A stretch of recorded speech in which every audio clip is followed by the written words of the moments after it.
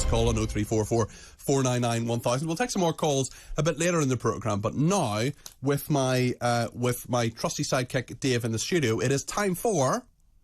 Cardi B's Biscuit Breakdown. David, it's the Biscuit Breakdown. That little animation gets more absurd every week. How are you? I'm not too bad. How are you? What biscuits do we have this week? This week we have Cadbury's Crunchy Melts with a chocolate centre. I'm gonna be honest with you. I've had one of these already, and they are absolutely delicious. I mean, it's all very well, but mugging me on the way into the studio. Sorry about that, just Dave. not on. Apologies. I should say as well that there's a serving suggestion in regards to these biscuits. Apparently, you're supposed to put them in the microwave for 10 seconds, and then in the middle bit, which is all chocolatey, it goes all gooey and warm. Have you done that? No. I think it's about time you did. There is a microwave on this floor, I think. So maybe I should go off and try it, and then I'll come back and report. I think you should maybe report. Well, I'm on tomorrow, so why don't you do it between now and tomorrow? Okay. And then report back tomorrow when we'll have a further Biscuit Breakdown. Indeed. Excellent. That concludes the Biscuit Breakdown. Are they delicious? Have you tried them? I haven't tried one yet. Try one now. I won't ask you a question for a minute or two. Let me read out a couple of texts. Louise says, reference cop, perhaps Rishi has woken up to the fact Russia, China, India and others are getting stronger, richer, while we will only bankrupt our country. We would all like cleaner air, but let's just take our time to do this sensibly. We will never influence Russia and China, says Louise. That's a very fair point. Paul Leeworthy in Exeter says, Peter, everyone is talking about insulating everyone's house, but nobody is talking about the fact that the insulation cannot be got rid of later on. We're storing up problems for the future.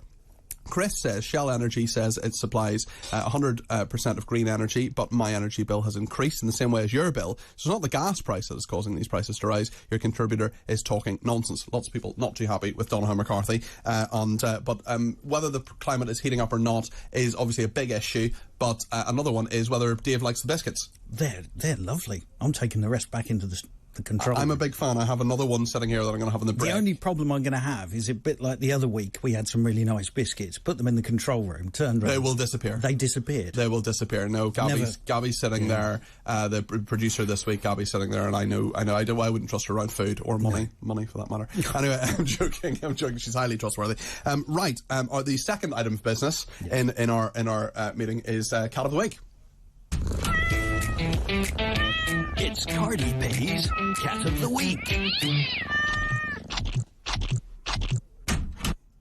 It is indeed Cat of the Week, and Fred is our Cat of the Week this week. Dave, tell us about Fred.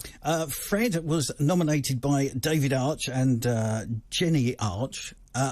Now, it's not their cat. It's not their cat. It's not their cat. It's a Cat of the Week, but it's not their cat. It's a cat of the week. Let's see the pictures of Fred here. We can see that if you're listening to Talk Radio, you can see that he's a black and white cat. And Fred is looking pretty relaxed in that photo, isn't he? He's lying down and Yes, he likes spending time in their garden apparently and eating their cat's food. Right. Okay. So they haven't even nominated their own cat.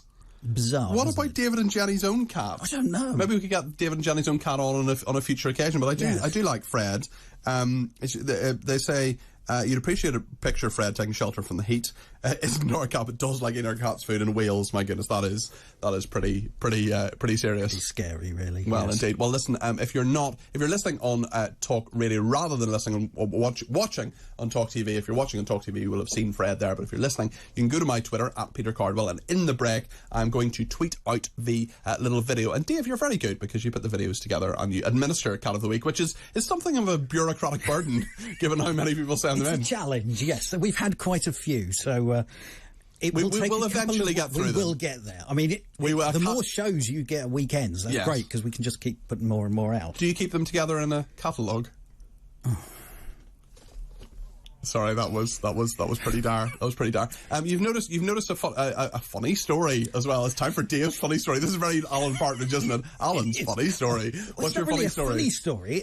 It's quite strange, really. The people who are on the fisherman's boat, the Barnacle 2, which I believe we have a picture of, which, funnily enough, once before has been nominated as Boat of the Week. Boat of the Week. We're not doing Boat of the Week. No. Cat of the Week is it.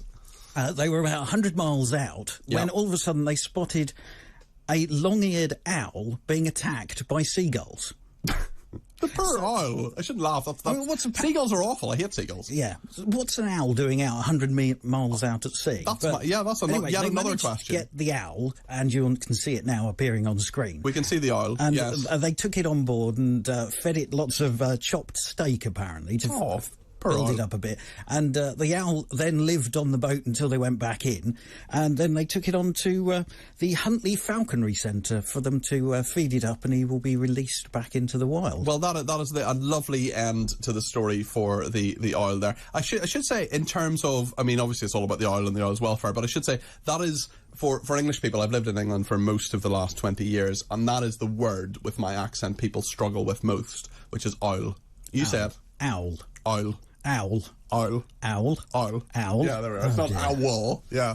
Anyway, this could go on for a while. We're going to talk about it. Thank you very much indeed, Dave. Thank you for the biscuits. We are not doing boat of the week, by the way. There's only one boat, and it's funny actually. I used to have a little mini fridge in an office that I had, and my boss used to call. You remember Boaty McBoatface? Do you remember Boaty McBoatface? Yes, Boaty Boatface. Yeah. So my fridge was called Fridgy McFridgeface.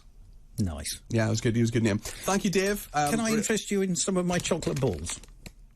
Always. Okay. These have come out. They're chocolate snowballs. Right. Have a packet. Thank you very much indeed. Yes, yeah. I will certainly test. I only brought them because there's only like a few biscuits, and I know there'll be a riot next door. You keep me fed and watered. This is brilliant. These are the snowballs that are there, and people next door are already saying that they want some as well. Listen, we're going to talk about. Thank you, Dave. We're going to talk about a new book about Winston Churchill and the time he was beaten in a Scottish election. You're going to want to hear this. Stay with us here on TalkTV.